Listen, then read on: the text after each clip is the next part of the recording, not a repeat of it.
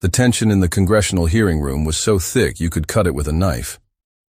Representative Andy Biggs from Arizona sat across from Representative Jasmine Crockett from Texas, his face twisted in a condescending smirk that would soon be wiped clean. What started as a routine committee hearing was about to become the most viral political moment of the year. Biggs had just made a fatal mistake. He'd questioned Crockett's intelligence in front of the entire committee, the press, and millions watching at home. His exact words: "Perhaps the representative from Texas needs someone to explain basic economics to her, since she clearly doesn't understand how the real world works." The room fell silent. Every camera focused on Crockett, and what happened in the next 30 seconds would not only destroy Biggs's reputation, but also launch Crockett into the national spotlight as the fiercest mind in Congress. What you're about to witness is political warfare at its finest, where one perfectly timed response can end a career and birth a legend. Before we dive into this incredible showdown, hit that like button if you're ready to see some serious political justice, and don't forget to subscribe so you never miss these epic moments when they happen. Andy Biggs had been coasting through Congress for years, representing Arizona's 5th district, with the kind of arrogance that comes from never being seriously challenged. At 65, he'd built his reputation on being the guy who asked the tough questions and told it like it is. But what Biggs called tough questioning, others called grandstanding. He'd made a career out of interrupting witnesses, talking down to colleagues, and playing to the cameras with dramatic gestures and theatrical outrage. His specialty was making people look small while making himself look like the smartest guy in the room. He'd done it to bureaucrats, to activists, to fellow representatives who didn't have the ammunition to fire back. Biggs had a particular pattern. Find the newest, youngest members of Congress, especially women and people of color, and try to embarrass them during committee hearings. His staff even had a term for it: freshman hazing. They thought it was clever.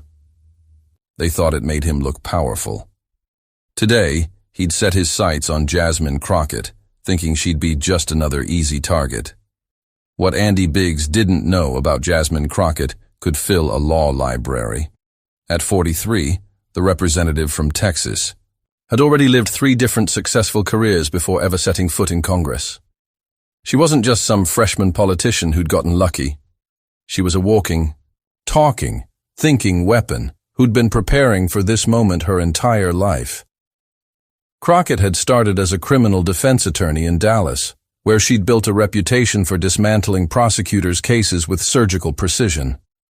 She'd defended everyone from minor drug offenses to major white-collar crimes, and she'd developed a skill that would serve her well in Congress: the ability to listen to someone's argument, find the fatal flaw, and destroy it with a single, perfectly crafted response. But law wasn't enough for Crockett. She'd gone back to school for her MBA, studying business and economics at the highest level.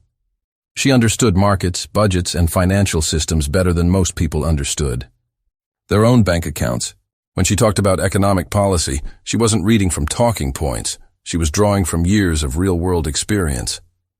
Then came her time in the Texas state legislature, where she'd learned the art of political combat. She'd faced down oil lobbyists, fought insurance companies, and gone toe-to-toe with some of the toughest political operators in the country. By the time she got to Congress, she'd already been tested in fires that would have burned most politicians to ash. The committee hearing was supposed to be about economic policy and small business regulations. It was the kind of dry, technical subject that usually puts C-SPAN viewers to sleep.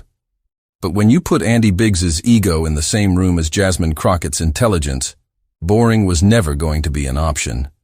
Biggs had come prepared with his usual bag of tricks: condescending, questions, interruptions, and the kind of mansplaining that had worked on so many other targets. He'd even brought props, charts and graphs that he planned to use to make Crockett look confused and out of her depth. Crockett, meanwhile, had done what she always did: her homework. She'd studied every aspect of the legislation they were discussing. She'd researched Biggs's voting record, his statements, his background.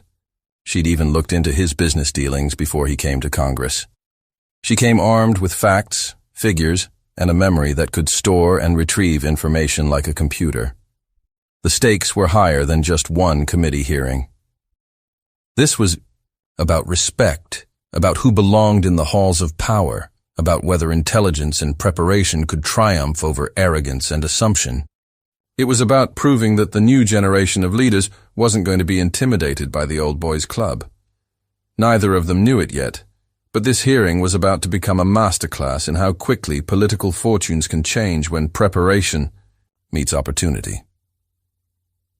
The hearing had been going for about an hour when Biggs decided to make his move.